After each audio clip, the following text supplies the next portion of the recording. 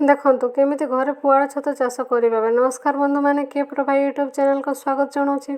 आज मुझे आपको देखेबी केमी घरे बहुत सहज उपाय पुआल छतु चाष कराए जहाँ कम खर्च में स्टार्ट कर। फास्ट पुआल को आम बिड़ा बांधि गोटे एमती बड़ जगार पानी देकी भल भाव में फुटाइवाई छाड़देलु।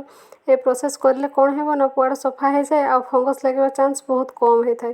पानी फुटी सारा सबको बाहर करके पानी निगड़ाई छाड़देवा। आ सेपटे बेड तैयारी करवा। बेड ठीक भाव बसची ना नहीं बाबू सेपटे चेक कर नौची। फैमिली सपोर्ट थिले काम करिवार तो यहाँ मजा। बोतल को सतर्कता सहित भांगा। काच बोतल रे आसी ना हाथ कटि जापे। मंजी पूरा प्रीमियम क्वालिटी आसी। मंजी को बाहर कर देकी ताको चारि भाग में भाग करने जिते सब लेयर करवा सबको समान भाव में पकई पार। पुआल हल्का पानी मरीगला। एवं बेड पकईवा। फास्ट पुआल गोटे लेयर देवा तापर छतु मंजी पकईवा।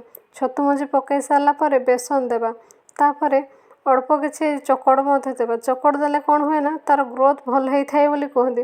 पुणी थे पुआल देवा तार लेयरिंग करवा मंजी पकईवा।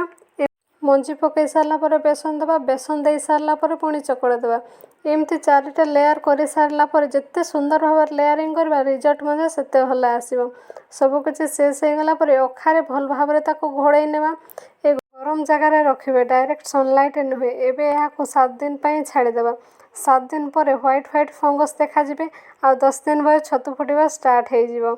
देखिले ना केते सहजरे घरे बसी पुआल छतु चाष करें। निजे खाइबा भी आ बिजनेस भी दीटा पूरा परफेक्ट। वीडियो भल